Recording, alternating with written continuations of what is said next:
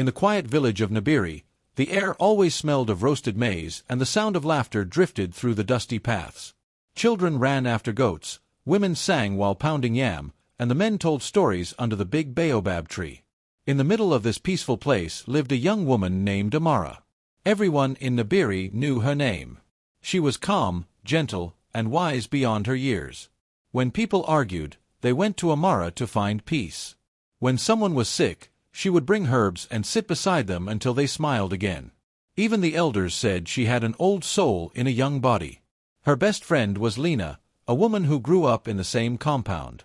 They shared everything, their laughter, their secrets, and even their dreams. Amara wanted to open a small herb garden by the river, and Lena promised to help her. The two were like sisters. Wherever Amara went, Lena was close behind. They danced together at festivals, cooked together, and spoke to each other late into the night about life, love, and the future. But as time passed, something changed. People began to praise Amara more. They came to her for advice, asked for her help, and called her the wise daughter of Nibiri. The village council began to notice her too. One day, the head of the council invited Amara to join the group of women leaders, a respected position given only to the most trusted and honorable women. Everyone clapped and cheered, and Amara smiled shyly, her heart full of gratitude. Lena smiled too, but deep inside, a small seed of jealousy began to grow. At first, she tried to ignore it. She told herself that Amara was her friend and deserved every bit of praise. But the more she watched the people gather around Amara, the more she felt unseen. She started comparing her life to Amara's. When Amara spoke, people listened. When Lena spoke, few cared. The laughter that once joined their friendship began to fade into silence. Lena's smiles became shorter, her visits fewer. One evening, as the sun dipped low over Nibiri, Lena sat alone under a tree.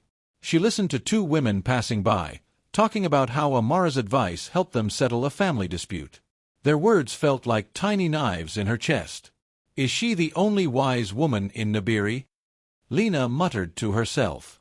A thought crept into her mind, one she tried to push away but couldn't. Maybe Amara's calm spirit is not natural.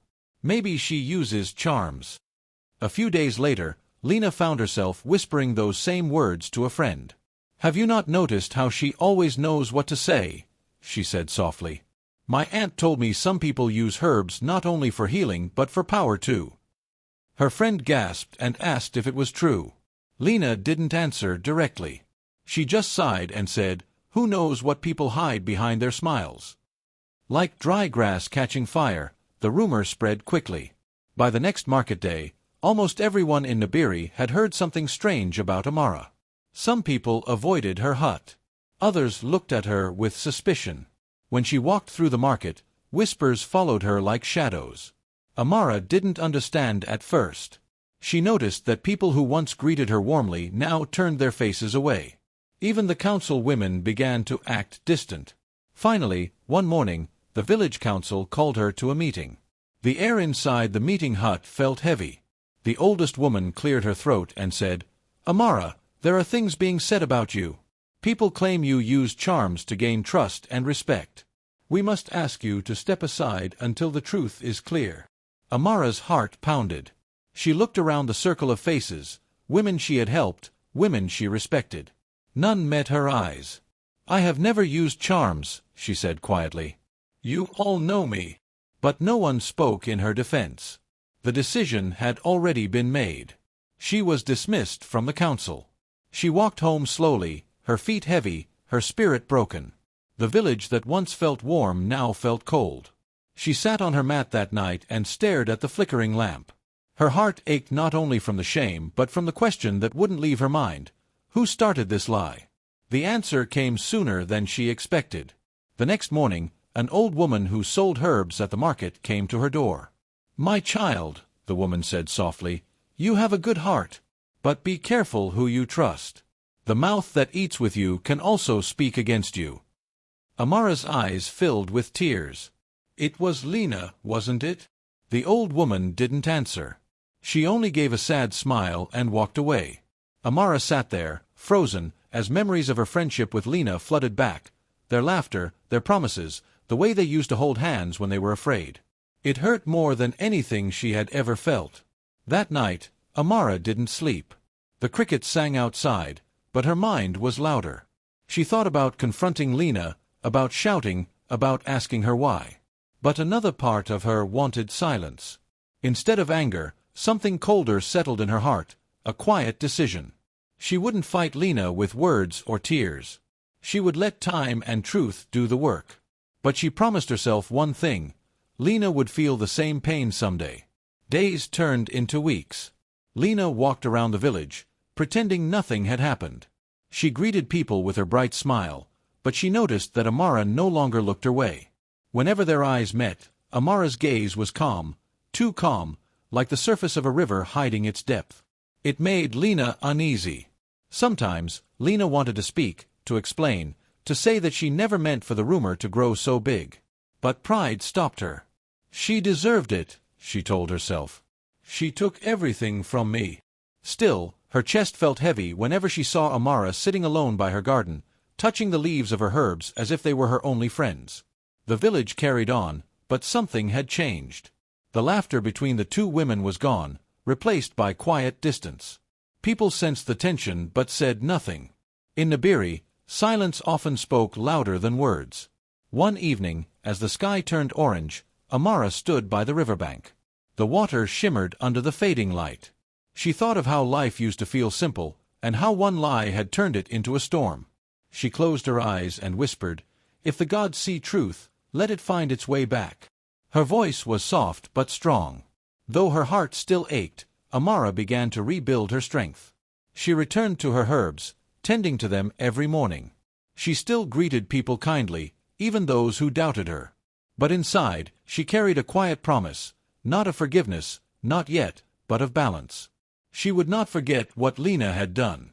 One day, she believed, Lena would understand what it meant to lose everything because of a lie.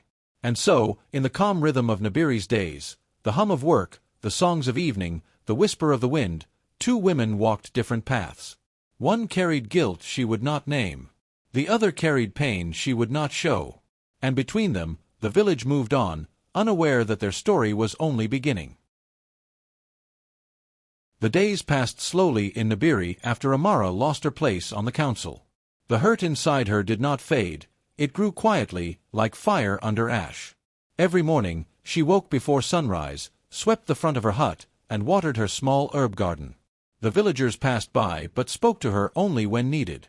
She smiled politely, though her heart no longer trusted their faces. She thought often of Lena.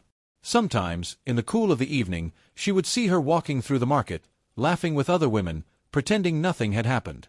Each time, Amara's chest tightened. She wanted to forget, but the memory of betrayal was like a thorn that refused to leave her skin.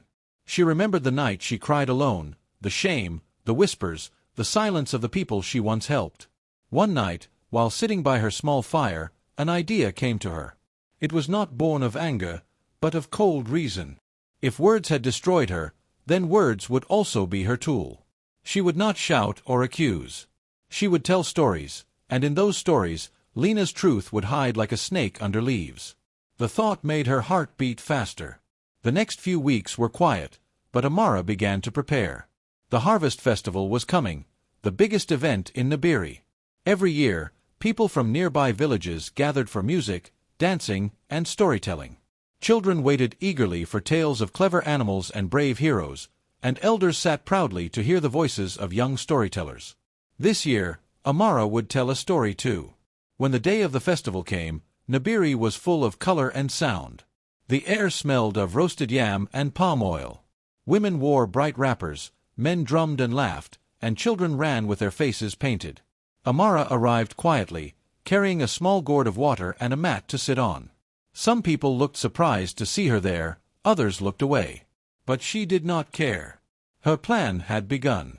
When night fell, everyone gathered around the great fire in the village square. Sparks flew into the air like fireflies. The storyteller's circle began. One person after another took turns to tell stories. When it was Amara's turn, a small murmur went through the crowd. Some thought she would not dare speak again in front of them. But she walked calmly to the center, her eyes soft, her voice steady. "My people," she began, Tonight I tell you the story of the two birds and the river spirit."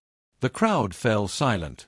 "There were once two birds," she said, her voice rising and falling like music, "who built their nests on the same tree by the great river. The first bird, Nairi, had feathers white as morning light. She sang songs that made the river dance. The second bird, Luma, had feathers dark as night, and her voice was sweet but filled with envy. Each day, travelers stopped to listen to Nairi sing. They praised her beauty, her kindness, her heart. But Luma grew jealous. She wanted the same praise. One night, while the moon watched quietly, Luma went to the river and whispered lies to the water spirits. "Nairi," she said, "has stolen your voice. She sings with power that is not hers. She uses magic to make the river love her." The spirits believed the lies. The next morning, the river stopped dancing to Nairi's songs. The travelers turned away. Nairi lost her gift, and Luma laughed in secret. But after some time, the river grew sad. Its waters no longer sparkled. Fish hid in the depths, and the land around it began to dry. The spirits realized the truth too late. They cursed Luma's song. Her voice would now bring silence, not joy. And so, both birds suffered because of one lie. When Amara finished, the fire crackled loudly. For a moment, no one spoke. The story seemed simple, but the meaning was heavy. People glanced at each other, then at Lena, who sat near the edge of the crowd. A few whispers started, soft at first, then growing. Amara bowed slightly and returned to her mat. Her face was calm, but her heart raced. She felt something deep inside her, not exactly happiness, but a strange relief. The story had done its work. As the festival went on, people kept talking about the tale of the two birds. Some said it was just a fable. Others said it sounded too much like real life. A few elders even nodded slowly, saying, "The truth often hides in stories." Lena tried to act as though she didn't notice, but the stares followed her. Every time she greeted someone, their smiles were shorter. Children whispered behind her back, repeating lines from the story. By the next morning, the whole village was buzzing. Amara stayed quiet. She went about her day as usual, tending her herbs, helping an old man fix his roof, and greeting the children. But she could feel the change in the air. People began to greet her again, carefully at first, then more warmly. Some came to her garden to buy herbs or ask for advice, pretending the past had been forgotten. A few days later, Amara sat by the well drawing water when she heard two women speaking nearby. "Did you hear that story Amara told?" one said. "Yes," the other replied. "It was wise. I wonder who the dark bird was." The first woman laughed. "You don't need to wonder." Amara kept her face still, but inside she felt something stirring, a strange satisfaction. She hadn't raised her voice, she hadn't accused anyone, yet the truth had begun to show itself. That evening, as she watched the sun sink behind the hills, Amara thought about what she had done. A part of her felt guilty, but another part whispered that it was justice. Lena had taken her piece, and now the balance was returning. Lena, on the other hand, could feel the world around her shrinking. The same whispers she once spread were now following her. She saw how people looked away when she approached. Even her friends spoke less. It was as if the story had stolen the light from her name. One afternoon, she passed by Amara's hut and paused. Amara was outside, arranging herbs to dry in the sun. For a moment, Lena wanted to speak, to say something, anything. But the words would not come. Amara looked up briefly, met her eyes, and gave a small, calm nod before returning to her work. That quiet look made Lena's stomach twist. Days later, the festival stories were still being told, but the one everyone remembered most was the story of the two birds. Even the children sang about it while playing by the river. "Luma lied, and the river cried," they chanted. Lena couldn't escape it. Amara's plan had worked better than she expected. She did not gloat, but each time she heard someone speak kindly of her again, she felt her strength returning, like water to dry land. It was not the same happiness she once had. This one was colder, calmer. She spent more time alone, thinking. Sometimes she wondered if she had become like Lena, using words to wound, even if hidden behind fables. But then she remembered the nights of tears, the shame, the loneliness. The pain reminded her that what she did was not cruelty, it was balance. One evening, as the moon rose over Nibiri, Amara sat by the fire again. She watched the flames dance and thought of her story. She realized that even though revenge had brought her a strange peace, it had also built a quiet wall around her heart. People smiled at her again, but something inside her had changed forever. Still, she told herself it was enough. The world felt fair again. The story had done its work, and for the first time in many moons, Amara slept without tears. The sun rose slowly over Nibiri, spreading golden light across the thatched roofs and dusty paths. The roosters crowed, and women came out of their huts with baskets on their heads.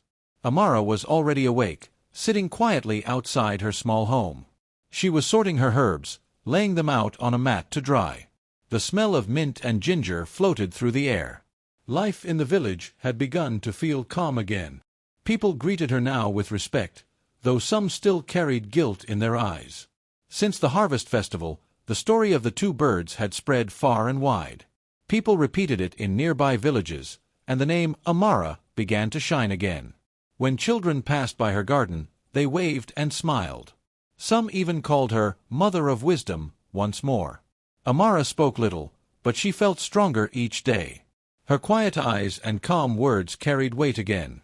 But Lena's world had changed. The same people who once praised her now turned away. They whispered behind her back, repeating Amara's story in secret tones. Whenever Lena entered the market, the laughter of others seemed louder, and she wondered if it was meant for her. Even her closest friends began to avoid her. Some said she had brought bad luck to herself. Others simply stopped trusting her. Lena tried to hold her head high, but inside, shame burned her like fire. She had not slept well in many nights. Every time she closed her eyes, she heard the story again. Two birds, one white, one dark, and a river that stopped dancing. She knew that the dark bird was her. The words haunted her more than any curse could.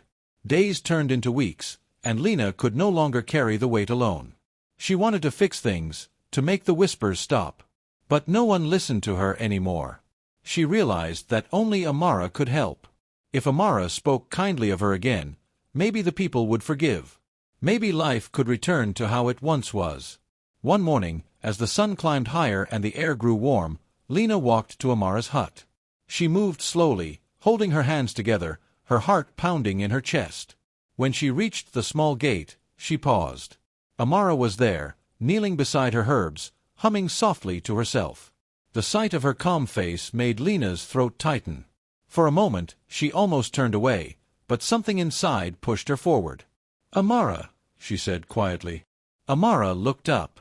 Her eyes were calm, but her expression showed no surprise. "Lena," she said simply. Lena hesitated, then stepped closer. "I know I have done wrong," she began. Her voice trembled. "The things I said, they were foolish. I was jealous. I lost myself. But please, help me. People will not listen to me anymore. They believe your story, and they look at me like I am cursed. Please, speak to them. Tell them I am not what they think. You have power in your words, Amara. You can heal this." For a long moment, Amara said nothing. She looked at Lena carefully, the same woman who had once been her closest friend, now standing before her with tears in her eyes. A strange feeling moved through her, not pity, not yet forgiveness, but something softer than anger. Still, her heart remembered the pain too clearly. She stood slowly, dusting her hands. Her voice was calm when she finally spoke. "The path you swept with lies now carries your own footprints," she said. Lena's eyes widened. "Amara, please." But Amara only shook her head. "You chose the wind, Lena. Now it has come back to you. I cannot speak for you.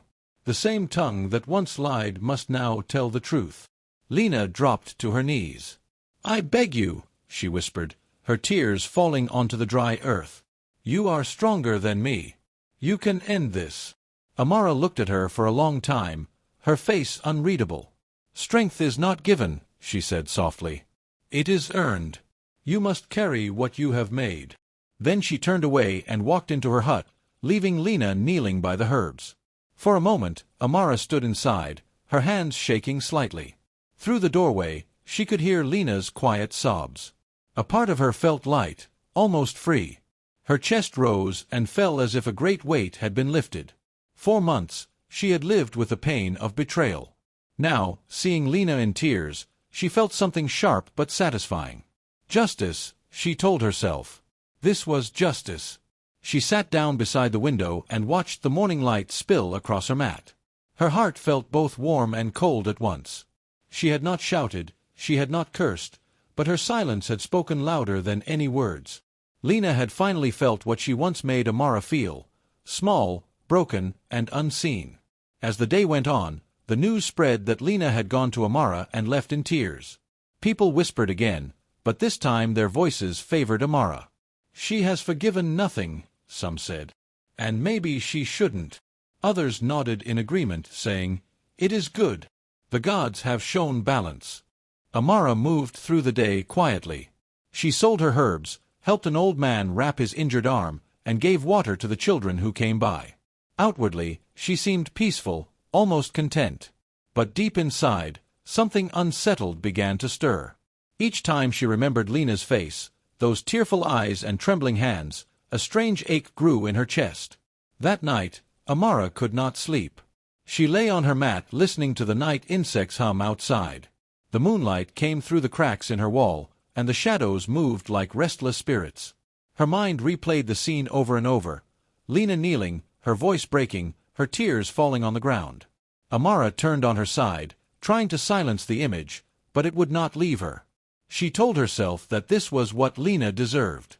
After all, had she not destroyed Amara's peace? Had she not turned the whole village against her? Yet, no matter how many times Amara reminded herself of the past, she could not ignore the small pain growing inside her. Revenge had tasted sweet for only a short while. Now it began to leave a bitter trace, like unripe fruit.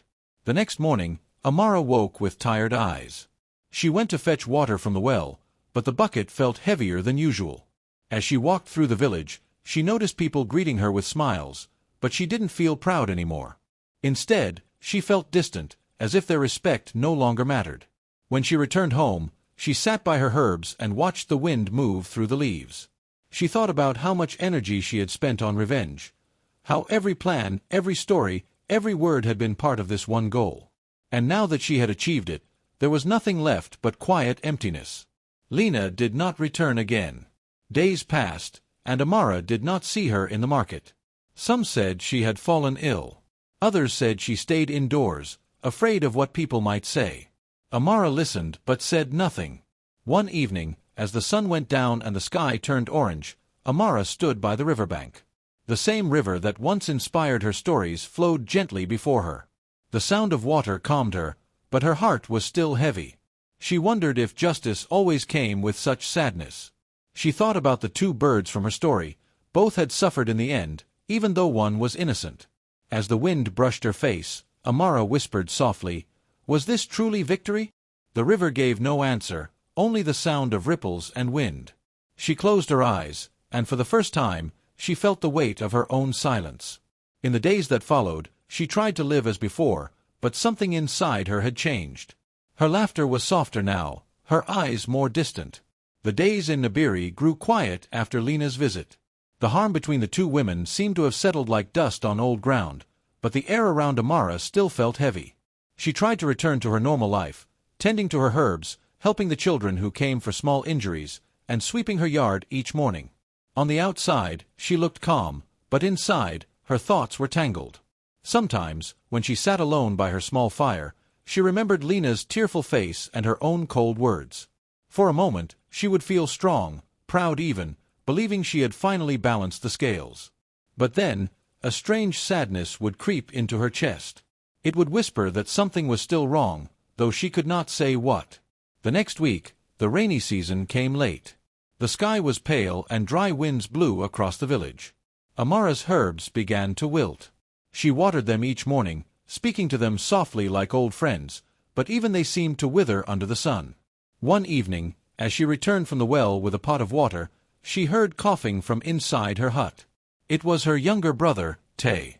He was lying on his mat, shivering though the air was warm. His skin was hot, and sweat ran down his face. Amara dropped the water pot and rushed to him. "Tay, my brother, what is wrong?" she asked, touching his forehead. He smiled weakly. "Just tired," he whispered. But she could see it was not just tiredness. His breathing was heavy, and his lips were dry. Amara quickly mixed some herbs, leaves she had used many times before for fever and weakness. She boiled them and gave him the bitter drink, praying it would help. But as night fell, Tay's fever only grew worse. His body shook, and his eyes rolled with pain. Fear gripped her heart. She stayed awake all night, fanning him and placing cool cloths on his head. By morning, his voice was faint, and his breathing shallow. Amara's mind raced.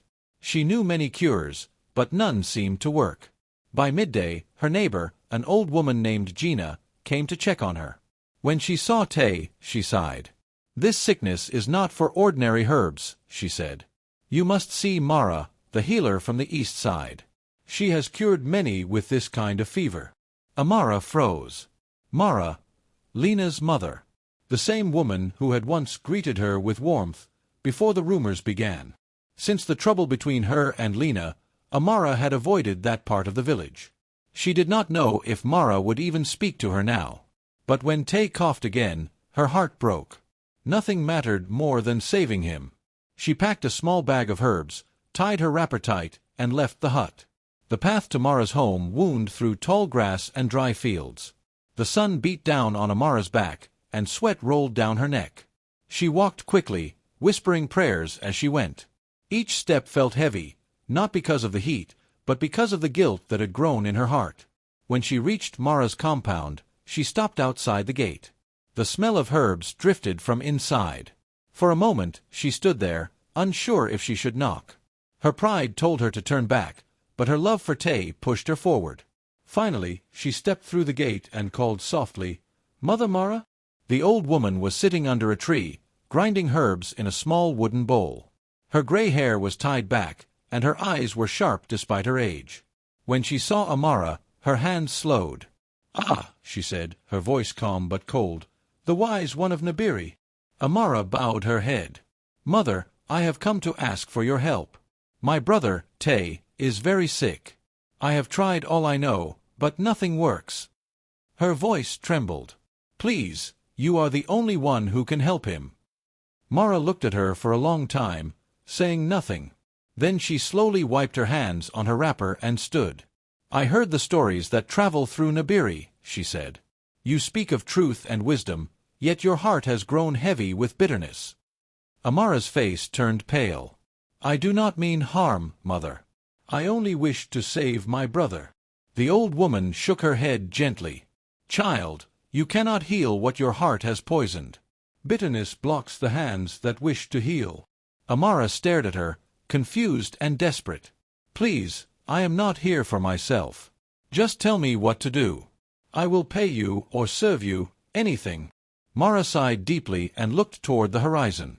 "When your words tore another woman's name apart, the peace of this village was torn too. Do you think sickness grows only in the body? No.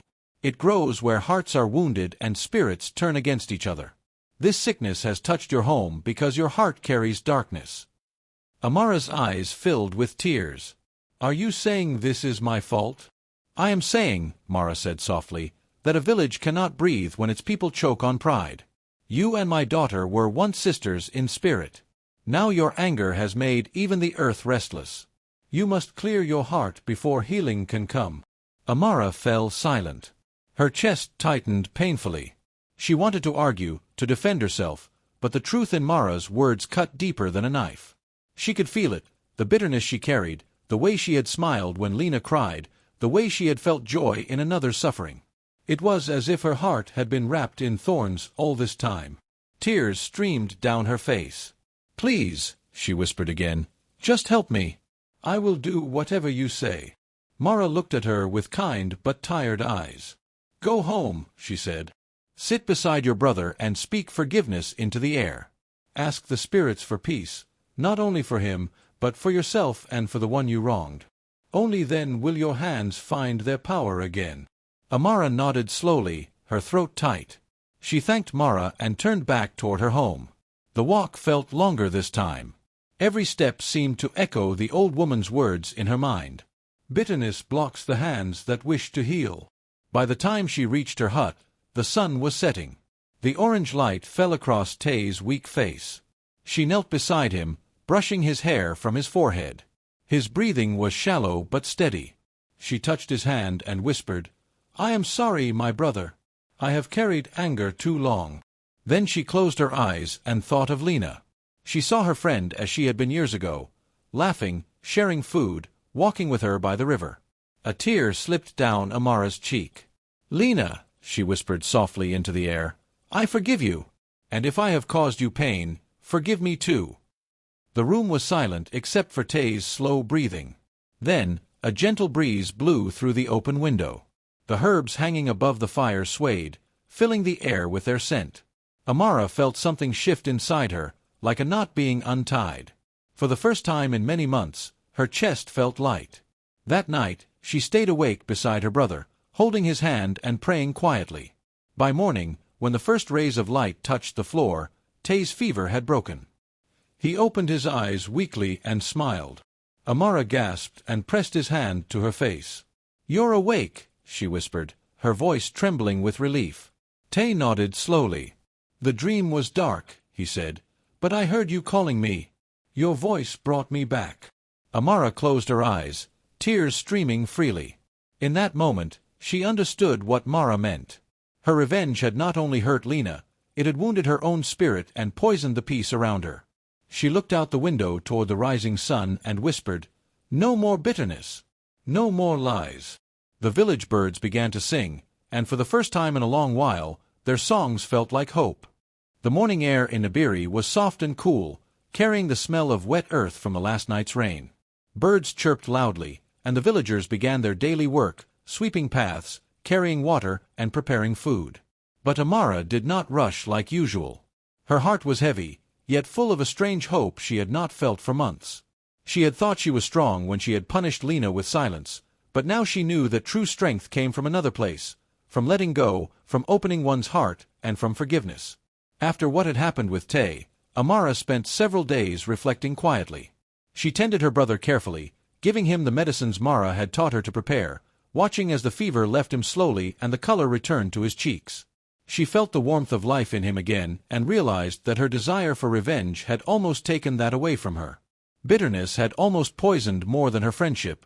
It had almost poisoned her own family. Finally, one morning, she took a deep breath and made her decision. She would go to Lena. She wrapped herself in her best cloth and walked through the village. Children waved, neighbors nodded, but she ignored them all, focusing only on the small hut where Lena now stayed, quiet and isolated. Her hands trembled slightly, and her chest felt tight with nervousness, but she kept moving forward.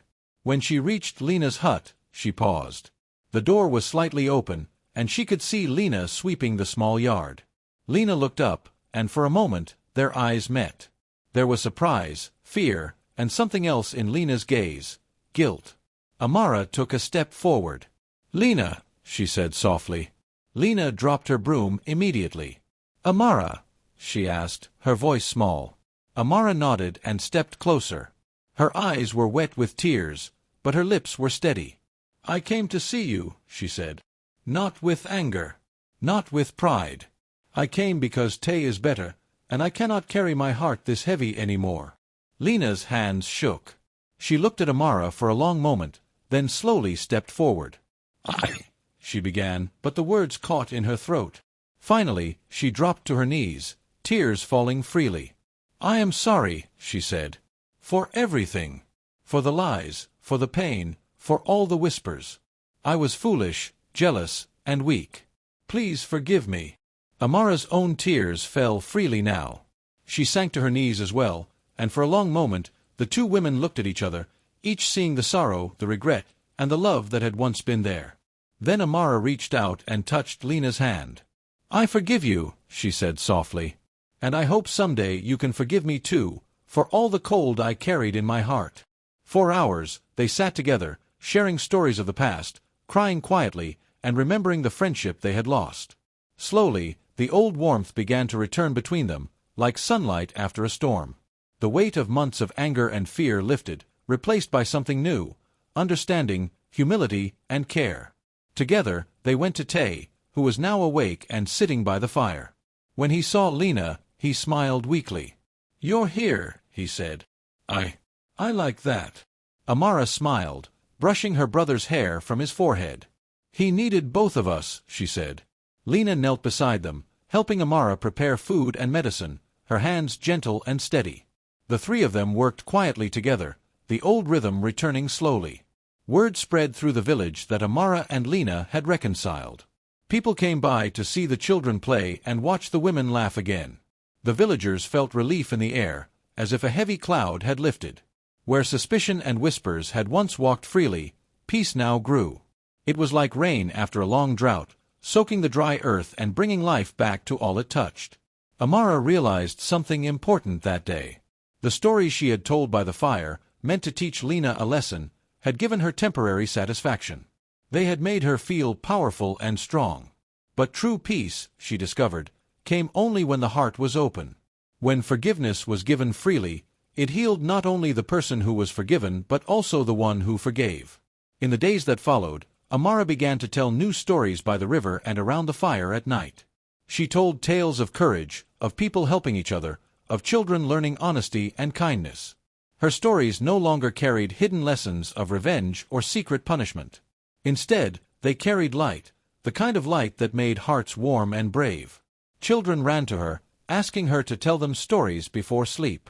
Villagers came to her, listening quietly, learning again what it meant to live with honor, care, and courage. Amara's words spread far and wide, not through fear, but through trust. She realized that her voice had power, but now the power was used to heal, not to harm. Lena stayed close by, helping Amara with herbs, attending to Tay, and learning the new stories. The two women laughed freely again, though more quietly than before. They had learned that friendship, once broken, could be rebuilt, stronger and wiser if handled with patience and love. One afternoon, Amara sat by the riverbank, looking at her reflection in the water. She remembered how sweet revenge had once tasted, how proud she had felt when the village whispered about Lena's shame. But she also remembered the coldness in her heart that came afterward, the emptiness that no praise or attention could fill. She touched the water gently with her fingers. "Revenge may taste sweet," she whispered, "but it leaves a bitter shadow behind." The river shimmered in response, the wind brushing softly across her face, as if agreeing.